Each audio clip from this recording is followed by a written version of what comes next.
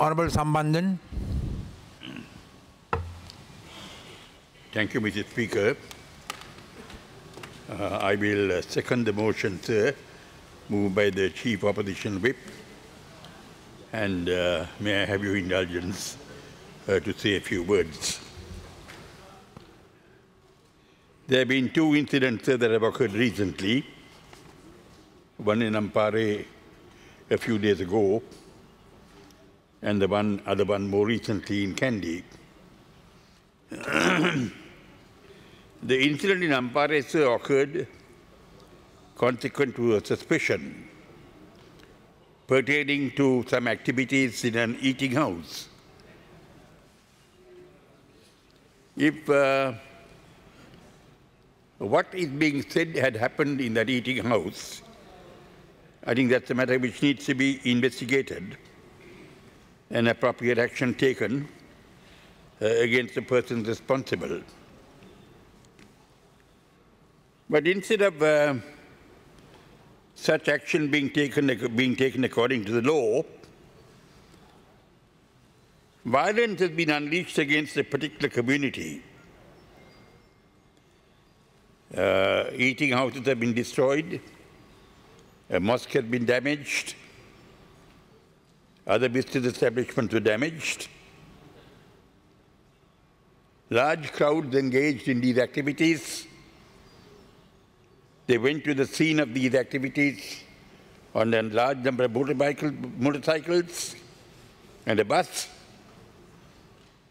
and engaged in such violence. And it appears that the police station was not very far away, but these people seem to have been able to engage in all these activities and get away from the scene without their activities being stopped in any way by the law enforcement authorities. A few days later, consequent to an accident where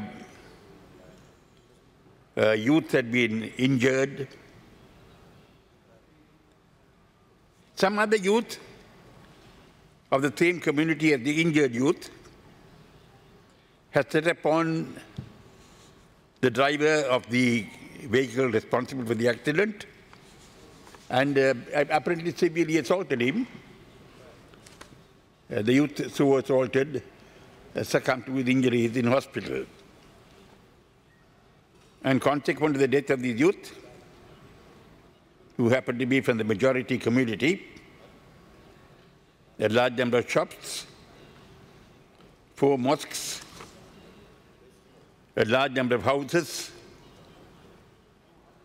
and members of a particular community have been attacked.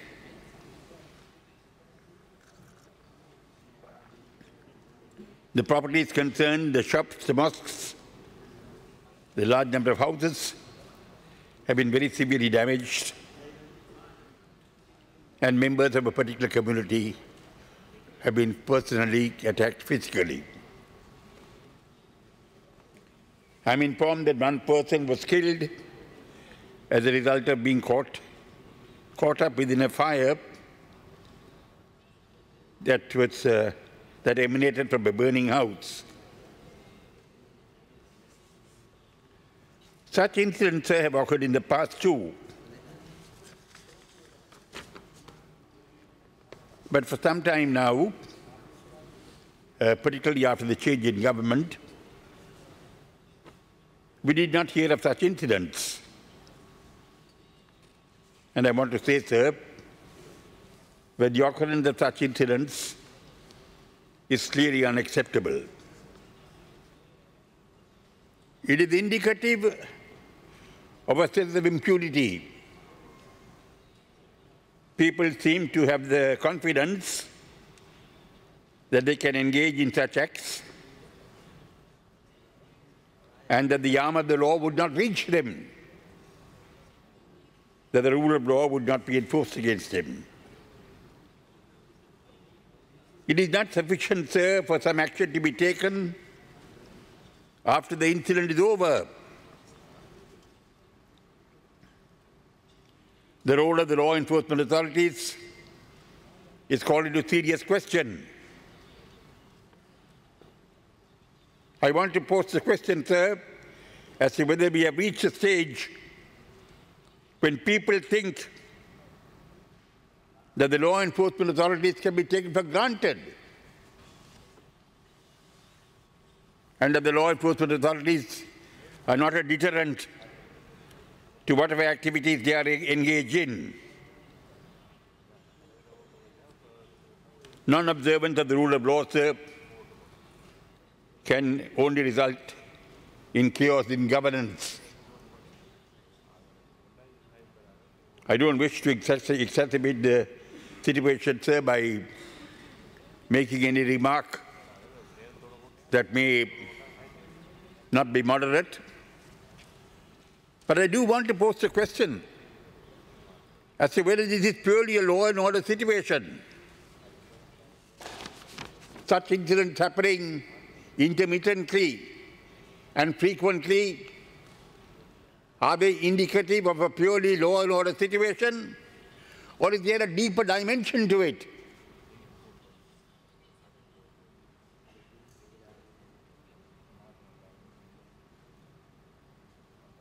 To what extent is the role of the state responsible from the point of view of the deeper dimension? Are all the citizens in this country treated as equals? Do all of them have justice on the basis of equality under the present structure of the state? Does not the structure of governance in this country, as the state is presently constituted, have an impact on the behavior of different citizens belonging to different communities? Do people of a particular community have the feeling that they are superior and others are inferior?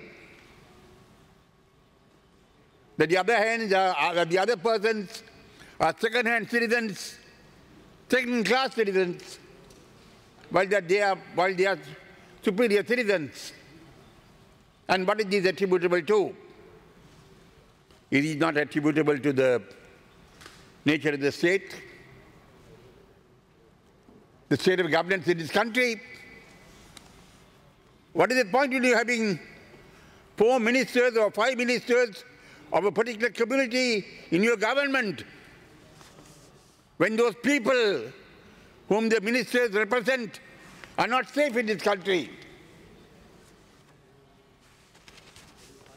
What is the point in positions being given of power and influence to persons of different communities if they can't achieve for their people what their people deserve?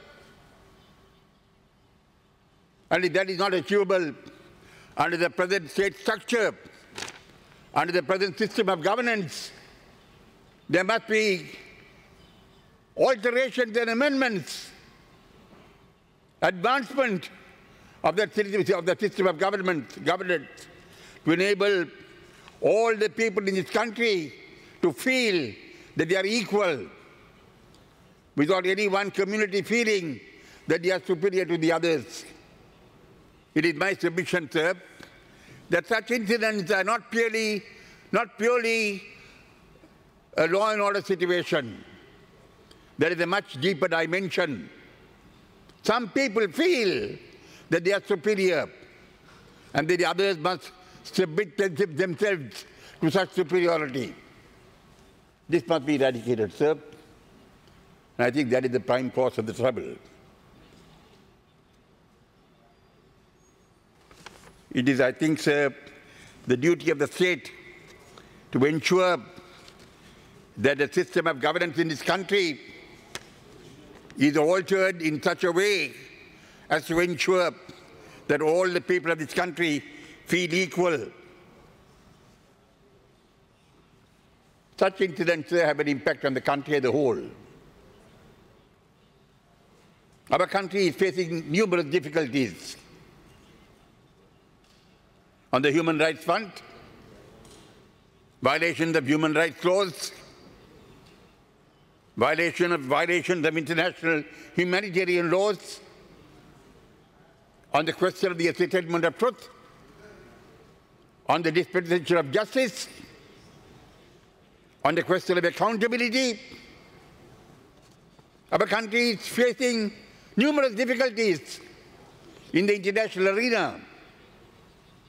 We are called upon to answer many questions. Our economy is in a perilous state. The country must come out of all this. The country must be redeemed from all this. We have brought this situation upon ourselves by not doing what we needed to do at the right time. If what had to be done was done at the right time, this country would not have come to this situation. This country would have been a very advanced, developed country like Singapore or Thailand. Other countries are moving forward. We are moving backwards. That is what is happening in this country. This situation must change. And I think, sir, one of the primary changes that we need is that there must be a change in the structure of governance. That is fundamental.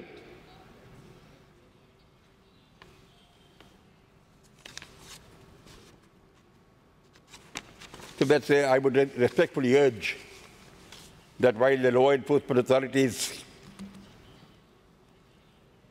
do pull up their socks and ensure that all citizens of this country are treated equally, we also need to address the more fundamental issue of the structure of governance in this country being altered in such a way that you serve the needs of the people in the way the people desire, not merely by conferring positions of power on a few individuals. Thank you, sir.